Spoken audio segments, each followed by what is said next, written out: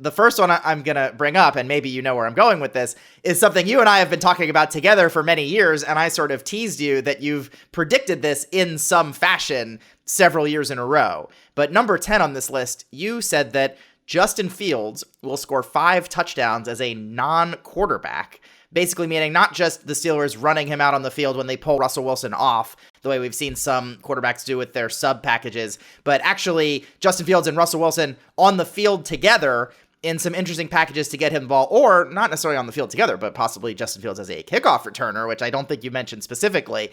But you've been talking about this for years, the idea of a team finally committing to the dual QB system in a way we haven't seen before. So tell me your thoughts on the Steelers doing this with Justin Fields to a great degree of success here in your mind. So this goes all the way back to when I used to work at NFL Network. I would go down to, I live in New Jersey, so I would go down to Princeton. And Princeton has been running different versions of 2 quarterback systems or even 3 quarterback systems for more than a decade now. Their head coach is brilliant. It's a lot of really good offensive coordinators have come from that room before. And, you know, you talk to their head coach and he's like, listen, like, like you take a college baseball team, for example, what are they going to get if you're recruiting the best players in the country? A lot of shortstops. And then you got to teach some of these kids, because the best player on every team is a shortstop, right? What do I get? I get a lot of quarterbacks, right? Because Princeton is an Ivy League school. It takes a very high amount of intelligence to play the position, you know, whatever. And so he's like, I get a lot of quarterbacks. And so I don't want to turn down good people. And so, yeah, I'm going to have a quarterback in the shotgun. I'm going to have a quarterback lined up at running back, and I'm going to have a quarterback lined up at slot receiver. And I'm going to do kind of what the Ravens do, right? A little triple option look. And then if I hand the ball off, that guy still has a throwing option. And, you know, he's done different versions of that, where one year he had a pure drop back quarterback, and then more of a Tebow guy. So he did drop back quarterback from the Tebow guy from the 0 to the 20, then drop back guy from the 20 to the 20, and then Tebow guy from the 20 to the goal line. So they both had their areas of expertise. And so it worked, and it can work. And all these old NFL axioms about, well, you need it to be this way, I don't think are true. And you have all these great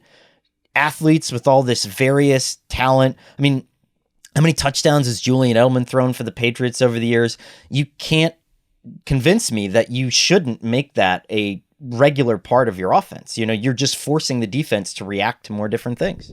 So, sorry, can I just ask you to clarify here, because you were talking about having different quarterbacks on the field based on your field position, but am I reading this wrong? Are you saying like Fields and Wilson on the field together, or because I know we've also talked about, like, I remember there was one year, it was like the first week, because I pulled up the old tweet and I sent you predicted this a few years ago, and then the Raiders like brought in Marcus Mariota on a 3rd and 1 or 4th and 1 on like the first drive of the season, like on a primetime game. And I was like, oh, Connor's nailing it already. But are you actually imagining, like, you think they're going to be scheming up plays for both of them, or you just think like packages and bringing Fields in, or finding ways to use him in space? Like, what do you envision happening here for this prediction to come true?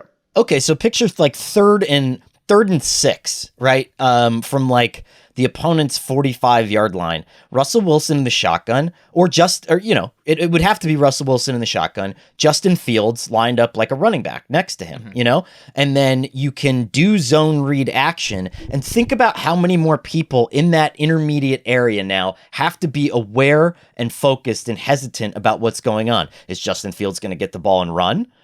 Okay, Justin Fields is back there. I got to devote more people to coverage. There's more people back. What if Justin Fields just takes the ball and runs, which he's very capable of doing? Now the box is soft. What if Justin Fields takes the ball and now declares he's going to throw the ball? You have guys committing to the run. Now there's an area, and what if Russell Wilson pulls it? And Russell can't throw the ball to the middle of the field, but maybe he'll throw it somewhere else, but that's what I'm thinking about, right? Or Justin Fields lined up as a slot receiver and you fake a jet sweep, or you give it to him on a jet sweep, and now he has that throwing option if he's still behind the line. I think, like, I can't believe we're not doing this yet. Like, I can't believe we're not there. And I feel like once teams get there, it just makes all the sense in the world. Like when the Eagles drafted Jalen Hurts, that was the initial explanation, which I love, right? I think it was Mike Garafolo, who's a great friend and like I think one of the great true insiders in the NFL. But he had that tidbit first. He was like, they think he's kind of Taysom Hill, And, really, what's the best advantage about Taysom Hill outside of the fact that he can ram the ball down your throat is he can be on the field at the same time as a quarterback, and he can also throw the football,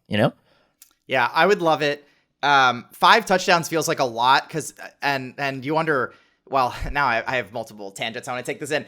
Just the NFL being a copycat league, I'm now thinking about like that Dolphins game when the Wildcat first came in. Right. And it's like, if they're going to get 5 touchdowns, what if they make it like truly a red zone package and they just hit it like 4 times in one game? But now I'm thinking, remember, we've talked plenty about how the Steelers' schedule is backloaded in a crazy way. All their division games are backloaded. And so they're going to play all those teams late in the season. And what if they are playing the same division opponent twice in 4 weeks? And if they can save this all year and save it for that second game when the other team hasn't seen it and hasn't prepared for it, you'd have to bank on both quarterbacks being healthy the entire season if you're going to like put that in training camp or have it prepped and ready to go and then save it 15 weeks. But that would be very, very fun as like a great storyline down the stretch heading into the playoffs. The big cautionary tale here would be, the Jets used to have the Tebow cat formation, and when I was covering the team during training camp, they had it blocked off, right? So the players would stand in a way that no one could see it because the Tebow cat was supposed to be so mysterious. And then it ended up just being exactly what you thought it was, like the worst version of the Wildcat possible with just Tim Tebow in there at quarterback, and it wasn't creative. So with Pittsburgh, right, it's dicey because training camp is open to the public. And so you're going to have to put this in. And you're going to have Justin Fields at running back or slot receiver and not have a beat reporter tweeting about it. And I would argue that Pittsburgh has some of the best people covering that team in the country. These people know their football. So be very curious to see what's going on there.